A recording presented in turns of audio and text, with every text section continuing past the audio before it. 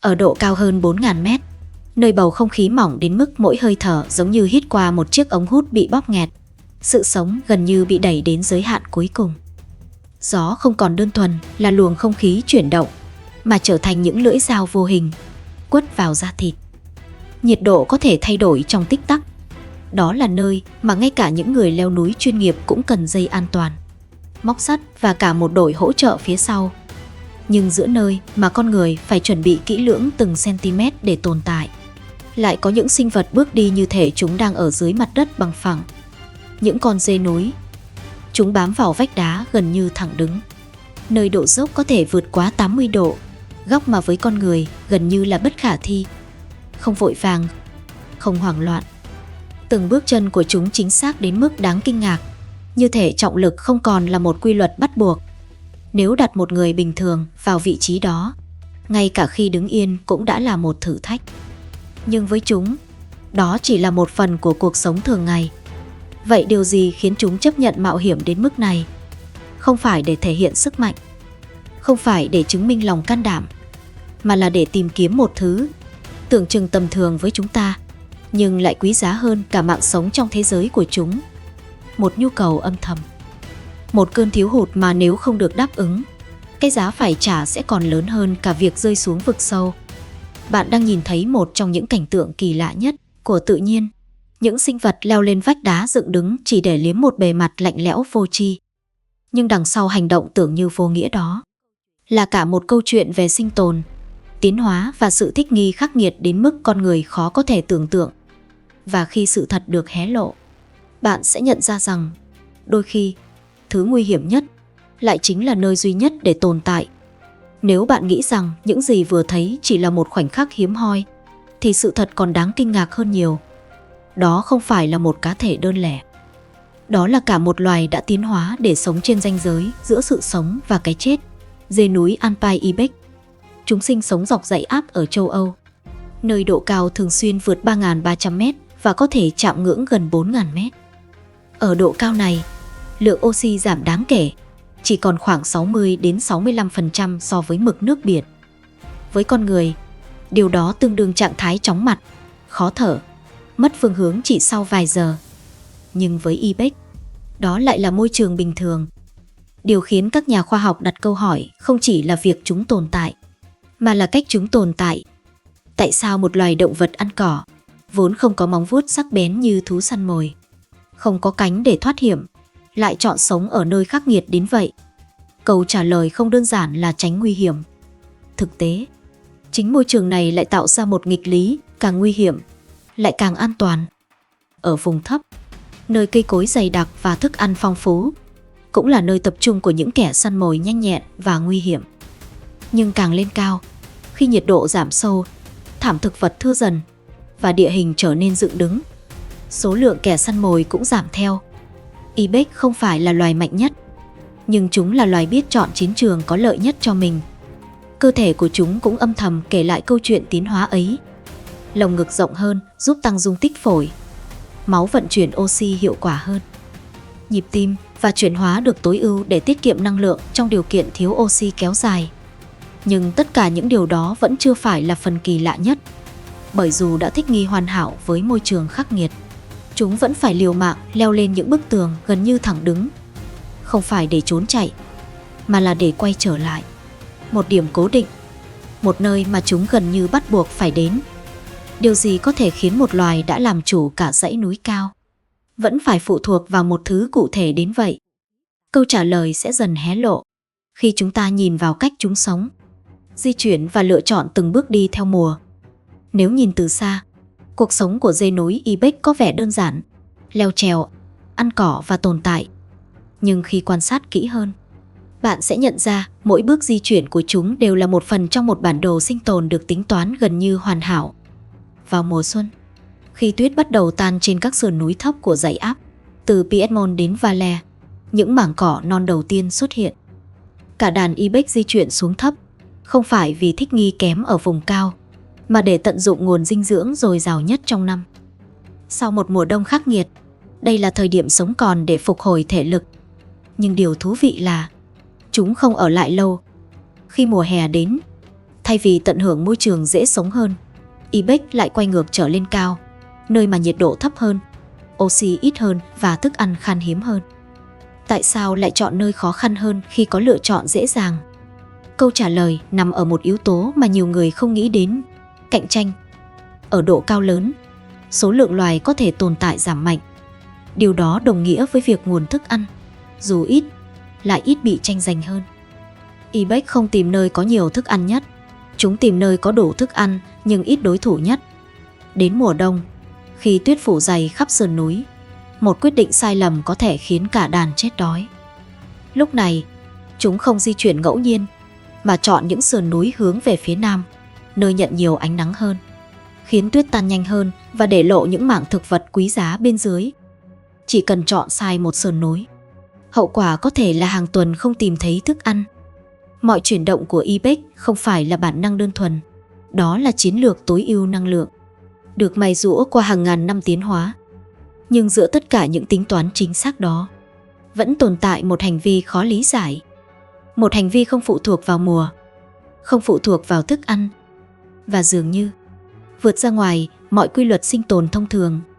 Tại sao, dù đã có cả một hệ thống di chuyển hoàn hảo, chúng vẫn phải quay lại những bức tường thẳng đứng ấy?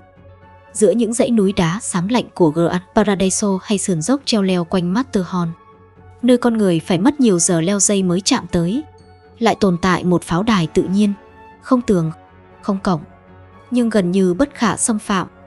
Đó chính là những vách đá dựng đứng mà dê núi Ibex lựa chọn làm nơi trú ẩn. Nếu đặt lên bàn cân so sánh, một khu rừng rậm dưới thấp có thể giàu thức ăn hơn, dễ di chuyển hơn, nhưng cũng đồng nghĩa với việc mở ra vô số hướng tiếp cận cho kẻ săn mồi. Ngược lại, một vách đá cao gần như thẳng đứng, nơi chỉ cần một bước sai là kết thúc, lại trở thành lớp tường thành tự nhiên mà chỉ những kẻ thích nghi hoàn hảo mới có thể tồn tại.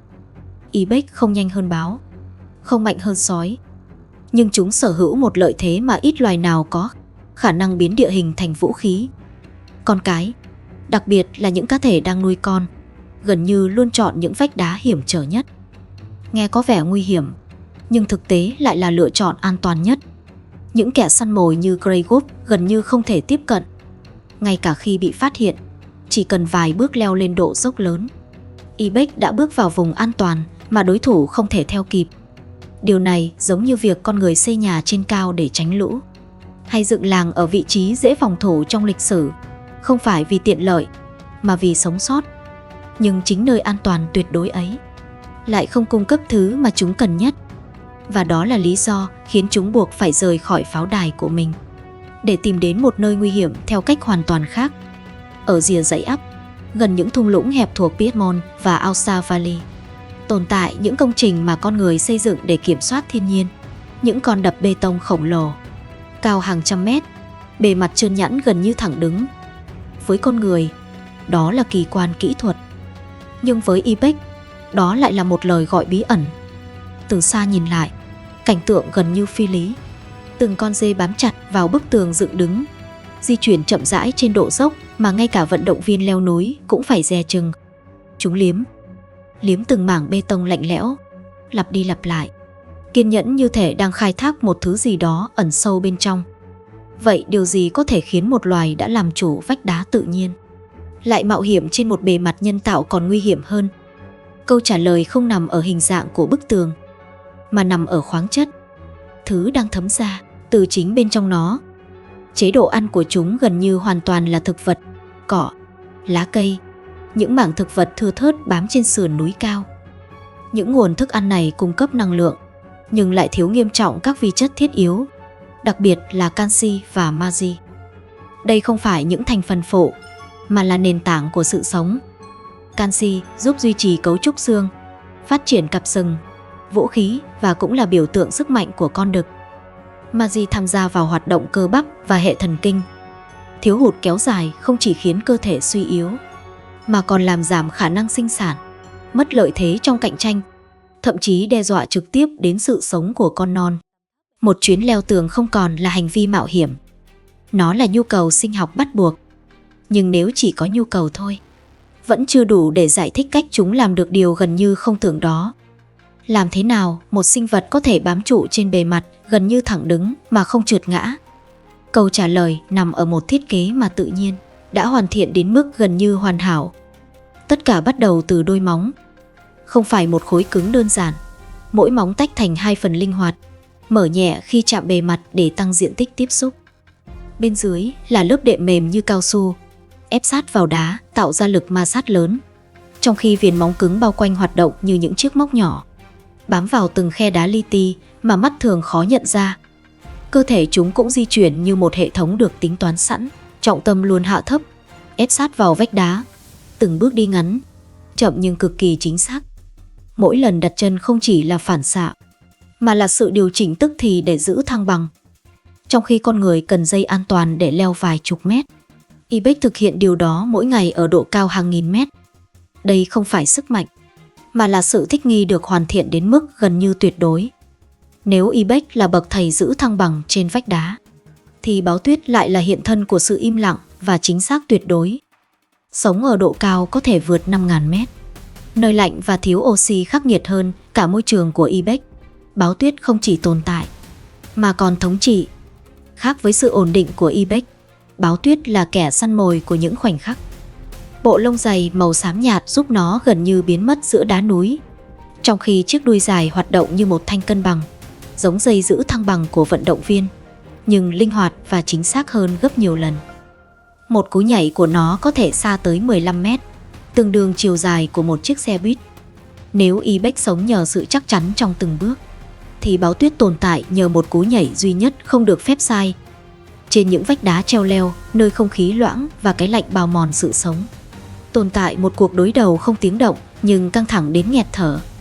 Alpine Ibex không chỉ leo cao để sinh tồn, mà còn để tránh một kẻ săn mồi gần như hoàn hảo là Báo Tuyết.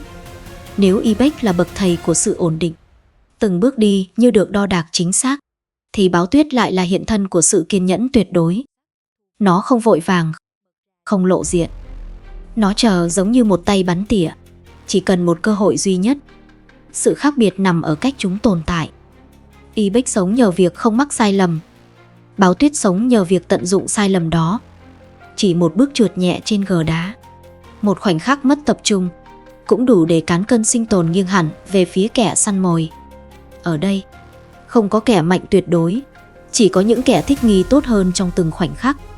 Và trong trò chơi này, sai lầm chỉ được phép xảy ra một lần. Nhìn vào Ibex và Báo Tuyết, ta nhận ra thiên nhiên không vận hành bằng may mắn, mà bằng sự thích nghi. Một bên sống sót nhờ sự chắc chắn trong từng bước đi, bên kia tồn tại nhờ sự kiên nhẫn và chính xác tuyệt đối.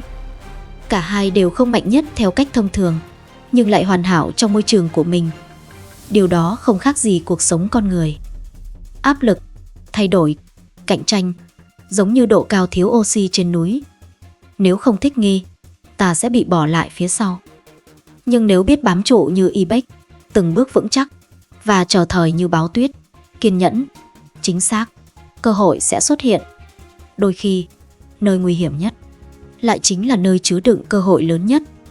Vấn đề không phải là hoàn cảnh dễ hay khó, mà là bạn có đủ khả năng thích nghi để tồn tại và vươn lên hay không. Nếu thấy nội dung này hữu ích, đừng quên nhấn đăng ký kênh để ủng hộ. Chúng tôi sẽ tiếp tục mang đến những câu chuyện khám phá thú vị hơn nữa. Cảm ơn bạn đã lắng nghe đến tận đây. Chúc bạn luôn khỏe mạnh, bình an và luôn biết cách vượt qua mọi thử thách.